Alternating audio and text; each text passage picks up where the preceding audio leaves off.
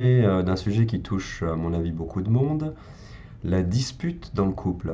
Alors, je ne parle pas de la petite dispute, disons, salvatrice, celle qui permet d'avoir une sorte de soupape de sécurité, hein, quand la pression est trop importante, quand certains conflits ou certaines choses n'ont pas été dites.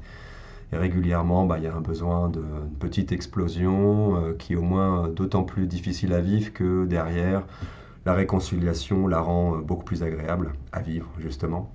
Donc non, je vais vous parler vraiment de la dispute qui mène à la rupture. Cette dispute qui s'enquiste, dans laquelle des problématiques plus profondes de chaque personne. Alors, je vais préciser aussi, quand je parle du couple, pour moi, c'est tout couple confondu. Donc les couples gays sont évidemment complètement concernés, que ce soit deux hommes, deux femmes ou un homme et une femme. Ce dont je vais parler marche exactement de la même manière. En tout cas, dans le processus profond, c'est la même chose. Voilà. Donc, la fameuse dispute très puissante, celle qui touche à des blessures secrètes, profondes, à l'intérieur de soi, et qui fait que, comme on n'arrive pas à la dépasser, comme elle est difficile à dépasser et qu'elle se répète, la plaie s'envenime et la difficulté augmente à tel point que c'est tellement insupportable qu'on en vient à considérer la rupture. Considérer ou même carrément l'entériner. La plupart du temps, les gens qui viennent me voir en couple, souvent en tout cas, arrivent exactement à ce moment-là, dans ce moment particulier où la dispute s'est répétée une énième fois de trop. Le niveau de violence atteint est suffisamment important, qu'il soit verbal, qu'il soit simplement sensoriel. Ça n'implique pas forcément des grands éclats, mais ça peut aussi. Donc suffisamment puissant pour que là, au moins une des deux personnes finisse par dire là on n'en peut plus, c'est plus possible, on ne peut pas continuer. Alors pour aller plus avant dans ce que j'essaye d'expliquer sur la dispute de couple, j'ai besoin de faire une petite parenthèse sur cette notion de l'enfant intérieur.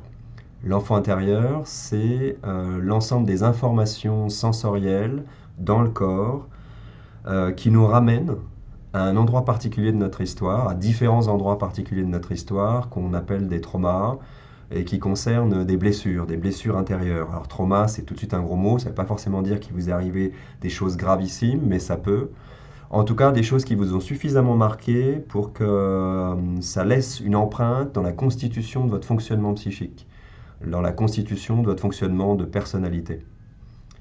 Et justement, c'est exactement ce qui se passe dans la situation de dispute de couple, en tout cas celle particulière qu'on n'arrive pas à dépasser, quand quelque chose dans le fonctionnement, dans la réaction, dans l'alchimie avec l'autre, vient toucher systématiquement des endroits blessés, camouflés, mais blessés, non réparés, et donc quand l'autre vient tritouiller, vient bidouiller, vient toucher l'enfant intérieur en vous.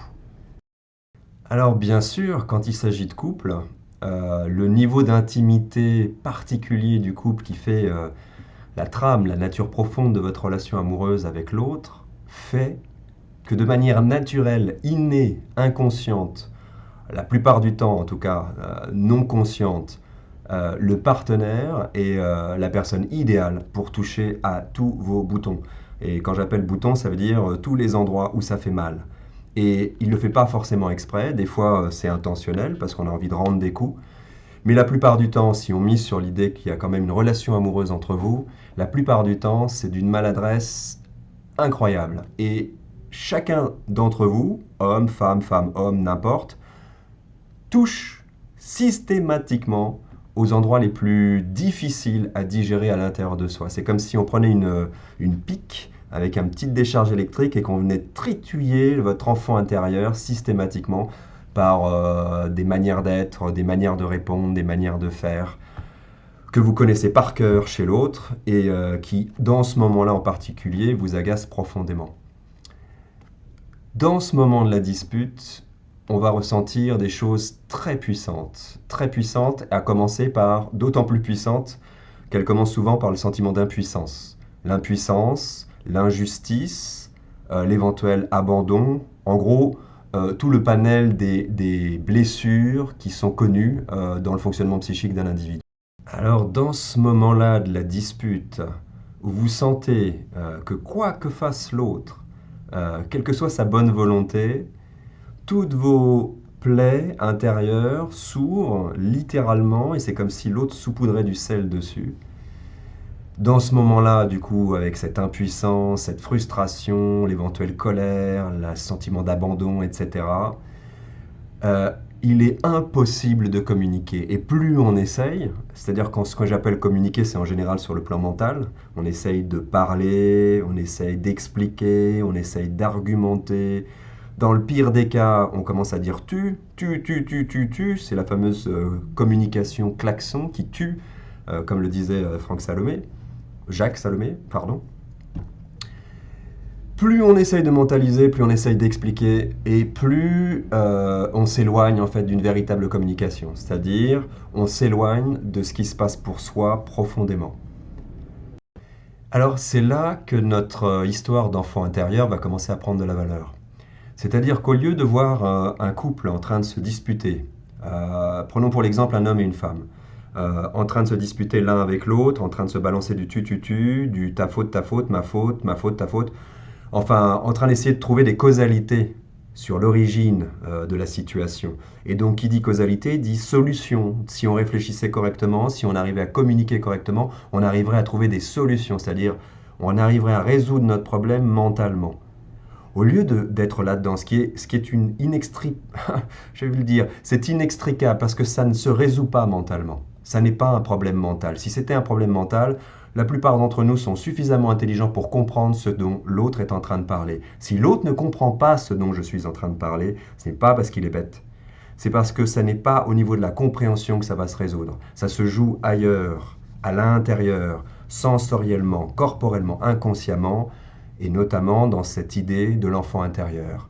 Donc maintenant, vous prenez ce même couple qui est enfermé dans son mental et qui prendrait le temps, 2 secondes, de se regarder en train de faire. On aurait donc par exemple une femme avec sa petite fille intérieure, un homme avec son petit garçon intérieur, vous pouvez visualiser la scène, et tout de suite ça change la donne. On a 2 adultes en train de s'aboyer dessus, avec entre eux 2 petits enfants qui pleurent. L'image, elle est d'une perfection extraordinaire, hein. Même si l'un d'entre eux peut être dans la colère et la violence, ça n'empêche qu'à l'intérieur, c'est un petit garçon ou une petite fille. Alors le petit garçon peut être dans la violence, il peut être dans l'explosion classique, les cris, les hurlements. La petite fille peut être par exemple dans la peur ou dans la réaction, dans les pleurs, dans les larmes. De toute façon, si vous voyez la scène, vous avez maintenant 2 adultes qui hurlent, qui pleurent, qui s'énervent, qui se tuent, et 2 enfants au milieu qui subissent la scène. Ce qu'il y a de particulier quand on comprend ce phénomène-là, c'est qu'en fait, quand moi je ressens cette blessure et que je continue à penser que c'est toi qui me blesse, parce que c'est toi qui touches à mes boutons, et que si tu touchais pas à mes boutons, ben je ressentirais pas tout ça. Parce que c'est archi faux. En fait, tu touches à des endroits où s'il n'y avait pas de blessure, j'aurais absolument pas mal. Ça ne me fait mal et ça réveille quelque chose que parce qu'il y a déjà quelque chose de préalable. Donc, tu, moi, on est en train de se toucher mutuellement nos endroits difficiles, dans la conversation, dans la tentative de communication. Plus on essaye de le résoudre mentalement, plus on s'éloigne de la possibilité de le résoudre et plus on est dans l'impuissance.